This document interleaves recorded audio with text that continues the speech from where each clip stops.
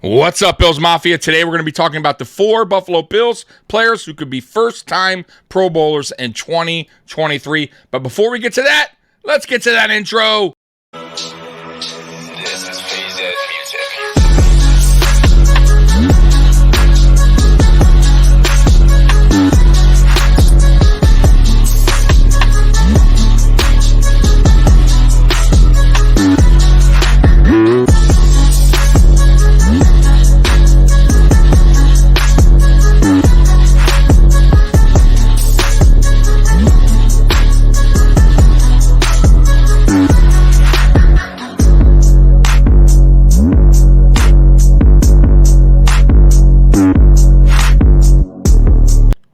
Welcome to the Mafia Sports Report. I am Tommy. Please like, subscribe, hit that notification bell because I always forget to tell you. On a real quick side note, Mafia Sports Report just hit 4,000 subscribers.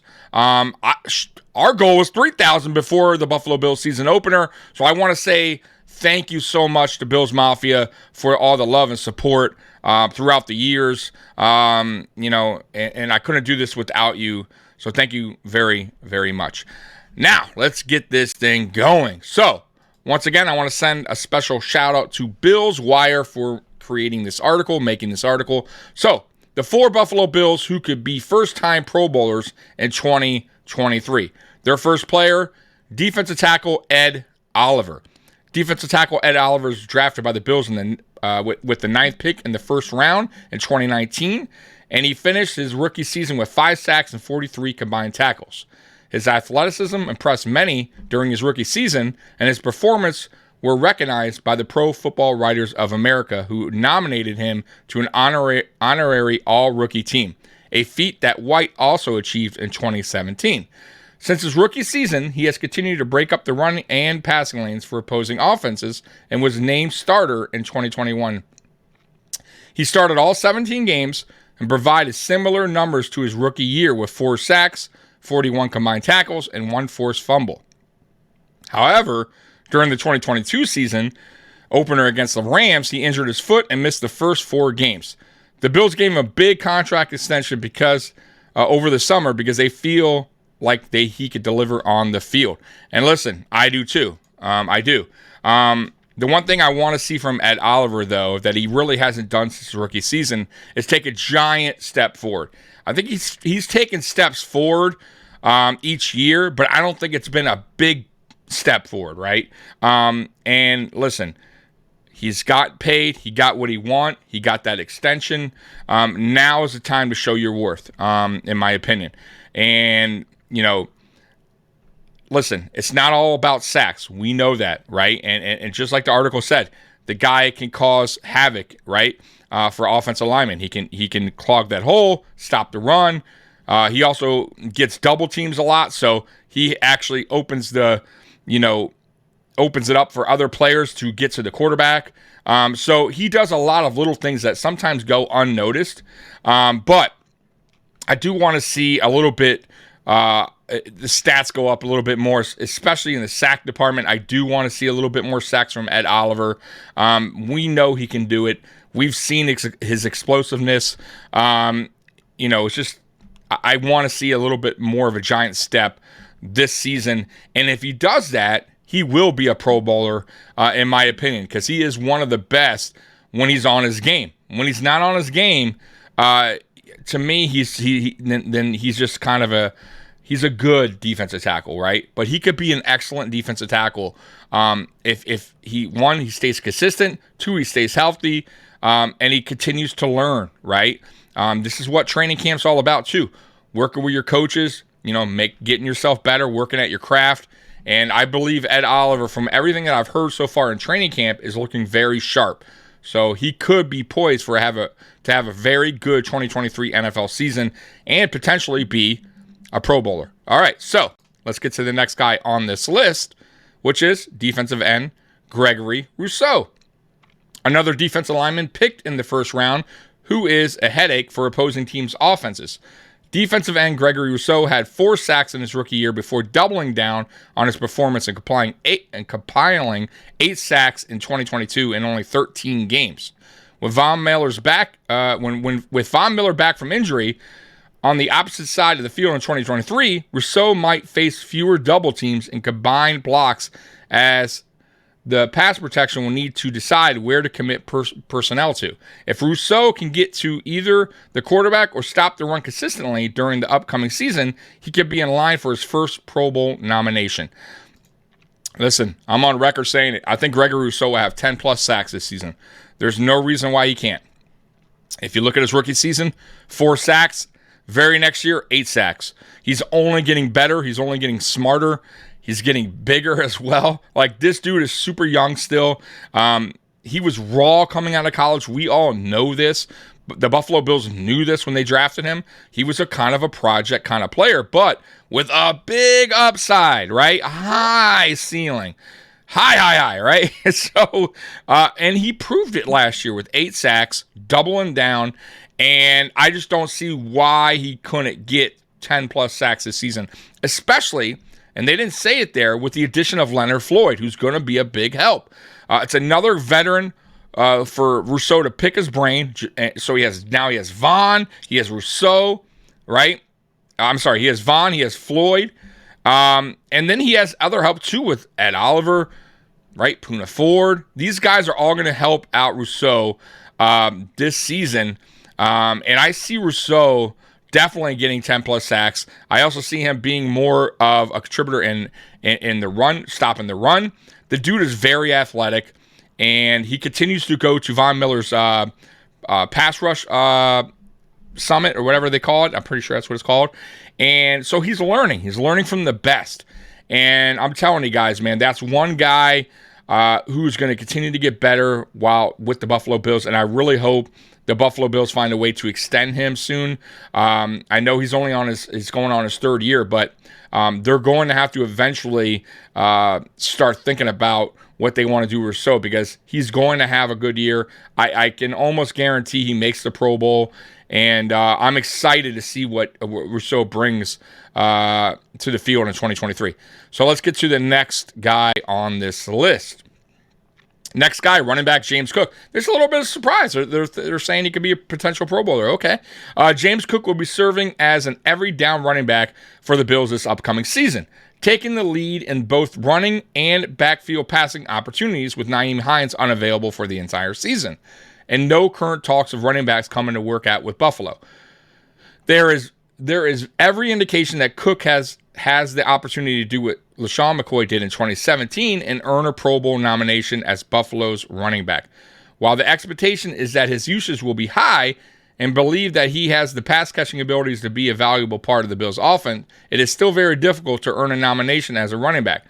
Generating 1,500 of offense as a running back usually gets you a Pro Bowl nod, but doing so is very difficult as injuries are more likely when you have a high snap count. Just ask the current AFC Pro Bowl running back starter Nick Chubb, who just broke 1,500 yards after multiple injuries, while prevented him from doing so in previous years.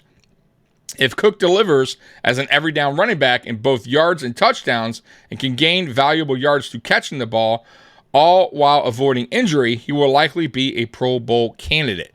Listen, it's possible. Here's what I think, man.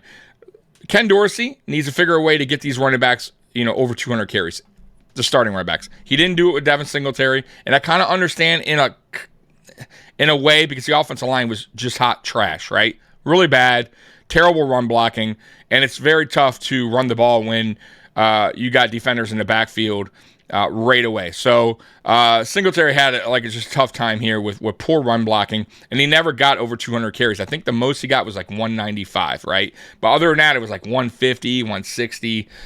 James Cook last year had 85, I believe.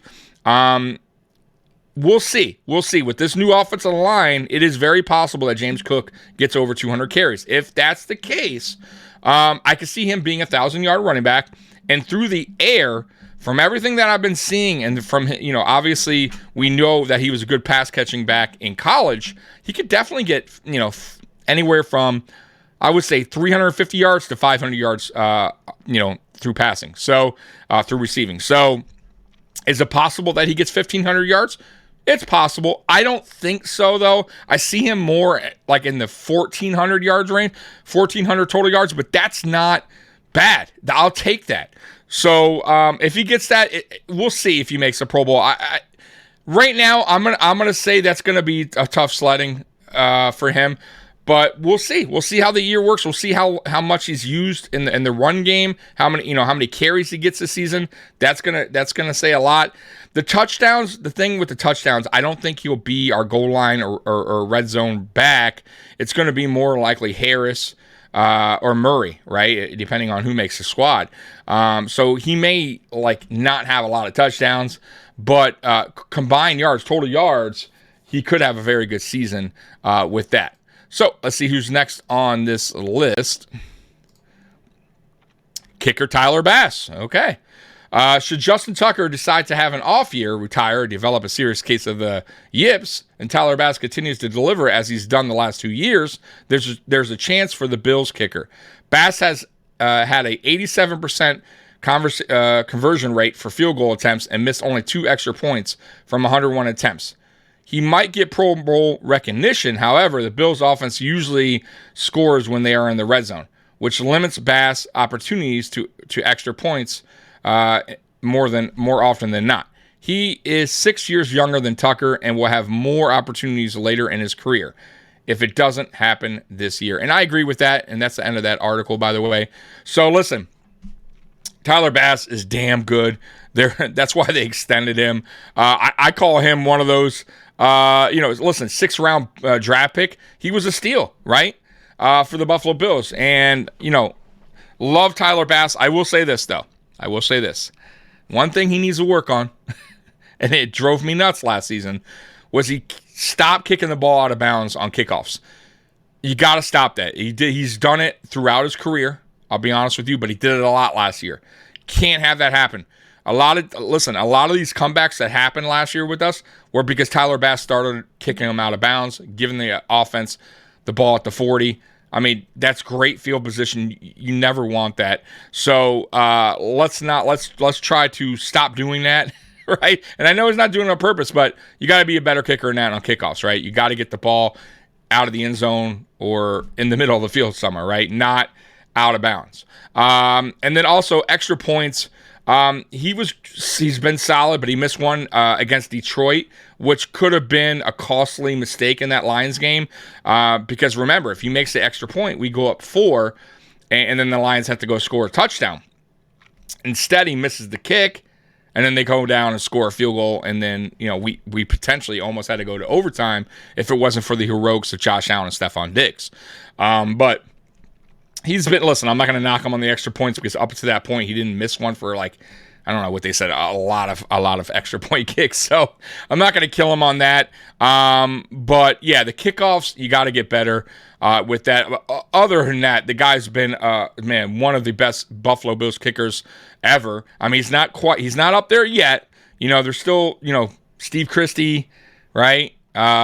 Lindell, right? So there's still some kickers that he still hasn't reached yet, but he's making his way up the chart, right? So I love Tyler Bass. I love what he brings here to Buffalo. And by the way, it helps him to have a placeholder and Sam Martin, who knows how to hold a damn field goal, hold the ball for a field goal, unlike Bojo, who was laces in and ball to the left on the ground. So that helped him a lot last season as well, having a reliable holder there for the kick. So, guys, who do you think could be a potential first-time Pro Bowler in 2023? I think that's a good list. The James Cook one and Tyler Bass, they're right on Tucker. More than likely, Bass is, unless Tucker falls off a cliff this season, is not going to be a Pro Bowler simply because of Tucker. And then James Cook, I think, would have to have, once again, a 200-plus carry season and at least 400 or 500 yards receiving to get a Pro Bowl nod, because there's some really good running backs in the NFL and in the AFC. So we shall see with that. So comment below. Let me know what you guys think. And Bills Mafia, I love you. And as always, go Bills. I'm out of here. Peace.